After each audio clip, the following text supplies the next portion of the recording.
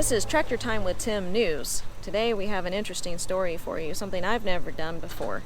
The gentleman that allegedly stole the tractor and sold it at the Mount Airy Ruleton annual sale is being arraigned today in Wayne County Court, Wayne County, Illinois. So we're here, have no idea what we're going to see. I've never been in a courtroom or a hearing before.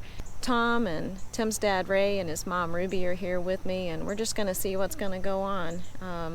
Can't go in the courtroom with the camera because it's not allowed, so we're going to go in, and then when we get back out we'll give you an update information. But he hasn't pled to anything yet, so that may be what's going to happen today, but we really don't know. None of us have ever been a part of one of these before. Many people have made comments asking us what's happening with the stolen tractor issue, and it's really taken a very long time, and the court system is really slow, so we're gonna have to see what's going on.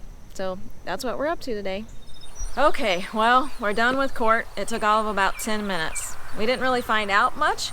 He pled not guilty to the charges in Wayne County, and Wayne County is where he actually put the tractor up for sale at the auction from which we bought it. So he's pled not guilty to that.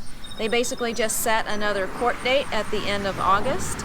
So we're really no closer to any resolution than we were, 2 hours ago. So it will be a few more months, guys. We're not going to get this resolved quickly. It may even be years. We have no idea. But thank you for everybody asking and hoping that we get our money back from the stolen tractor. We really appreciate those comments, and keep following. We'll keep you updated as we know more information, but it seems like every time something happens, it's 6 weeks in between where we find out, one piece of information to another piece. So it just takes a long time.